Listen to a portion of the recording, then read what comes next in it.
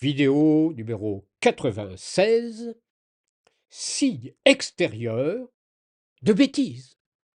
Bonjour. Récemment, Olivier Postel-Vinet était invité chez André Berkoff pour commenter son livre Homo Cretinus, le triomphe de la bêtise.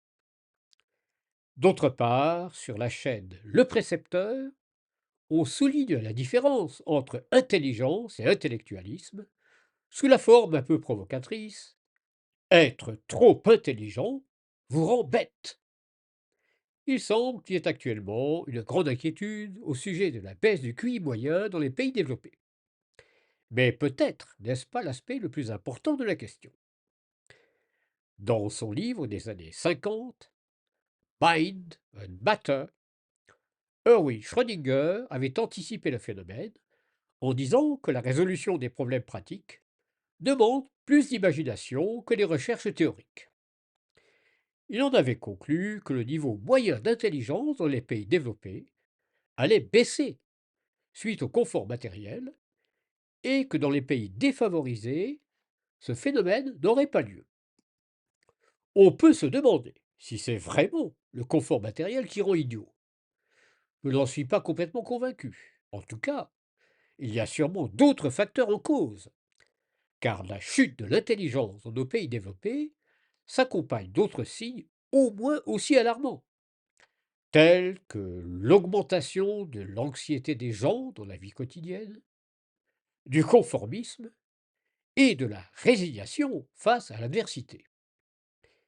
Il me semble que les signes extérieurs de bêtises vont effectivement s'amplifiant depuis quelques décennies dans les pays qu'on qualifie improprement d'occidentaux et qui relèvent plutôt de l'alliance idéologique appelée trilatérale.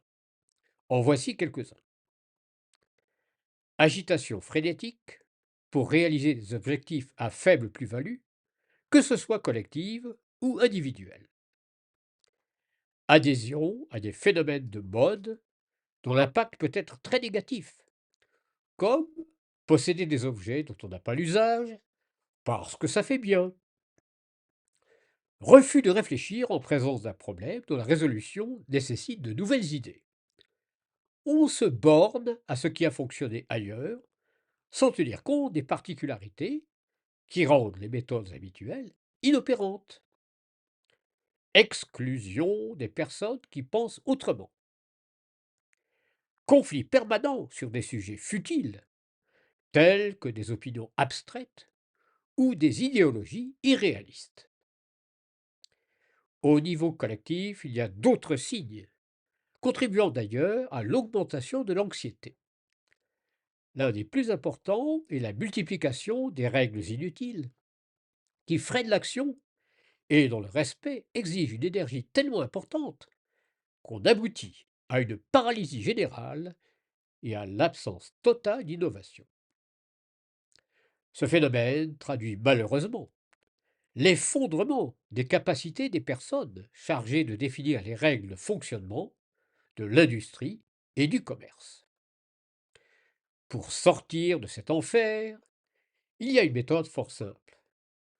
Au niveau individuel, un questionnement constant sur l'efficacité des efforts que nous faisons, c'est-à-dire le rapport bénéfice sur énergie consommée. Au niveau collectif, nous devons prendre nos distances avec les idéologies qui ne produisent que des conflits et rechercher plutôt la collaboration en tenant compte des talents de chacun. En conclusion, si vous voulez vous sentir bien, n'écoutez pas les bêtises des adeptes du néo-darwinisme social. Prenez plutôt vos distances vis-à-vis des conflits stupides provoqués par une société mal organisée et misez sur vos capacités à améliorer le monde autour de vous. Vous ne le regretterez certainement pas.